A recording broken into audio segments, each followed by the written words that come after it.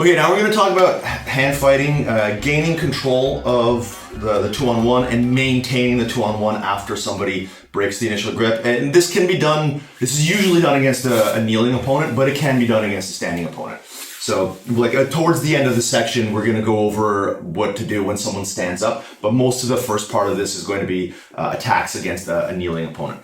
So assuming that I've got my hands up and my partner's got their hands up, one important detail, if I'm the guard player, I'm generally going to be below, I'm not massively below you, but I'm slightly below you. So if you were standing, I definitely would be way below you. So my palms need to be facing up, either thumb towards me or thumb towards you, but this kind of angle. If my palms are down, so if you come back down to the knees, but if my palms are down, like I can grab your thighs, but I'm not going to be effective in the hand fight. You will be able to have your palms, like if your palms are facing me, you're going to win the grip fight if my palms are facing away from you. So at the very least, I want like either lobster claws or like waiter palms. I don't know if those help at all, but so this way, if Stefan wants to grab me, I should be able to intercept the grip. Right? There should be no way for him to either grab my head or my legs or like get to my hands without me being able to easily take the palm of my hand and drive it towards his hand.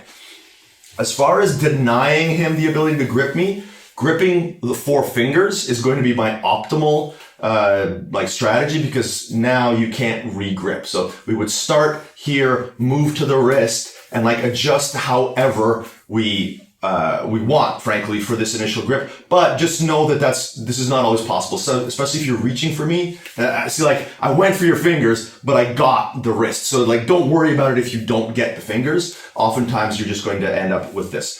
So as a defensive strategy or an intercepting strategy, we're trying to get there. As an offensive strategy, if you're just kind of keeping your hands back, you're going to have the same thing going. Like Stefan's palms are pointed at me. So if I just kind of reach for any aspect of his shoulder, neck sort of area, he's going to intercept.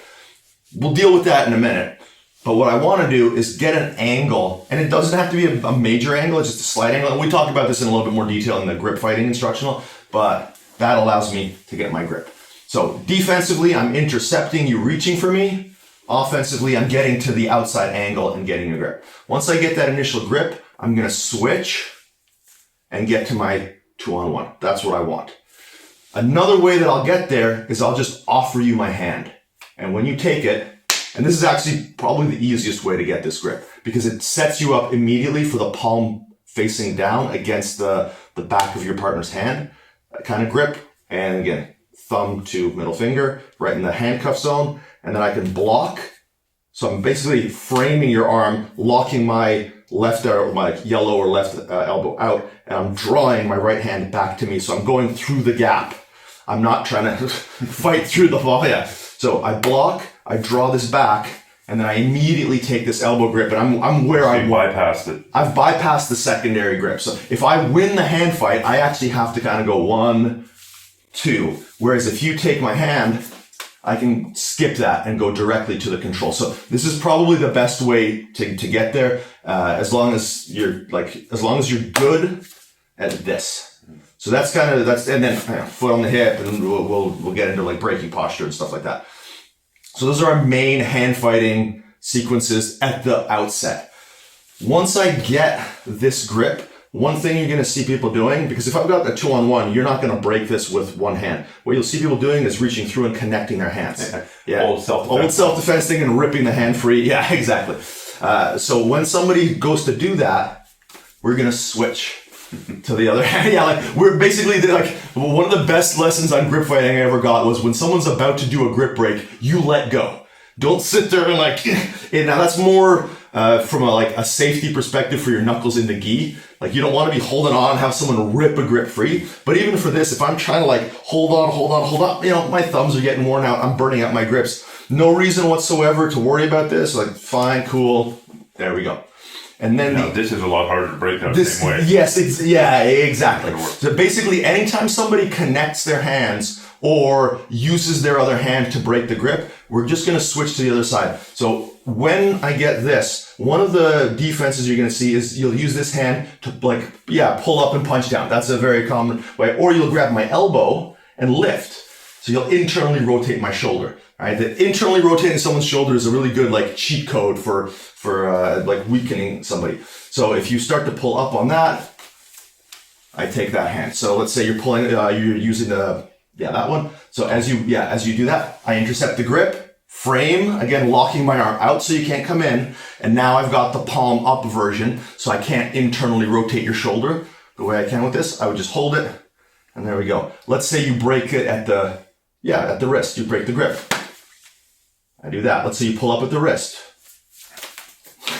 And I just keep switching off as many times as I need to. So typically, the guy who's caught in this will try to either attack at the wrist, or yeah, at the elbow, and he's not really going to attack this on it. I mean, you could, but it's a bit of a it's a reach. It's not in a bad way. So I'm more worried about you breaking this control. And even if you do even if I do nothing and you grab it, like you haven't really done anything, right? Like you break the grip, cool. Like I'll just reset it. This one, if this one was magically broken, now you can, exactly. So I'm not really too concerned about you breaking this one because I'll just come back to the elbow. So the strategy is pretty much always they break this grip and I just use that to intercept and re-grip you. However, if I've got this control and you're trying to break the grip, if I'm doing that, so if I'm drawing my left elbow to my body and I'm framing here, now go to break the grip, now it becomes pretty difficult. There's a lot of effort involved there. And while somebody is doing whatever they're doing, you're going to be kicking out at their knee, attacking guillotines, switching to arm drags, and things like that. Can we just show that on the other side, please? Yeah. So here. So you drop this knee so people can see. Yeah. So you're pulling down here. So now I'm in this terrible position trying to grip. Trying to reach through, exactly. And so I've got my back attacks, I've got my guillotines, all that sort of thing. So you can just hold the position. As you get better and better at it, you'll be able to... Pulling it towards your own balls. Yeah, exactly. By getting the other guy to give your balls a target. That's right. That's exactly right. And so as we do this, if you're, let's say, reaching to strip the grip, I'm also just making minute angle adjustments, like rolling your wrist. And basically what I don't want to do is sit here statically and let you get the best lever control you can. So as you go to grab, I'm just making it hard for you to grab at the exact right place that you want. If you grab midway up here and you go to break the grip, it's really difficult. You have to be at the end of the lever. So as long as I know to defend my ulnar bone from basically what I've got on you, I'm holding the end of the lever and I'm slightly twisting your wrist or breaking the structure of your wrist, by hinging it. I just don't allow you to do that to me. You don't want, this is your no-go zone. I don't want you to handcuff me. I've handcuffed you. I'm putting the back of my hand in front of you so that when you go to grab my wrist, you end up trying to grab here and you won't break this free because it's too wide. You can't get enough of a claw around it. So as long as I defend this zone, I'll be okay. And then as soon as you get it, cool, I go to the next one. And every time I switch, I'm going to start doing this. I'm going to start putting my foot on your hip. I'm going to start trying to get my foot on your bicep. So as far as maintaining it, I defend this zone. So layer 1 is I got the grip. Layer 2 is you broke the grip and I re-gripped you. Layer 3 is I defend the handcuff zone.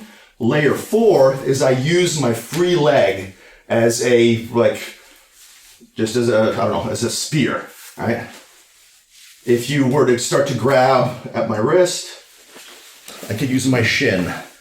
So I'll either be using the flat part of my knee or the pointy top of my shin, or I'll be using my foot. If I'm still in a somewhat seated position, it'll be my foot defending. And as soon as I get something like that, I'll have my triangle set up. If I've leaned back far enough that my back is touching the floor, now I'll start to use my shin and the top of my knee to block. And that's how I prevent or maintain the position, rather, by preventing you from getting here. So it's either angles to prevent you from getting here, or it's using my shin and my foot to prevent you from getting there. And through these movements, I should be able to maintain the grip long enough to transition to a triangle, an omoplata, an arm lock, an arm drag to the back, a guillotine, that sort of thing.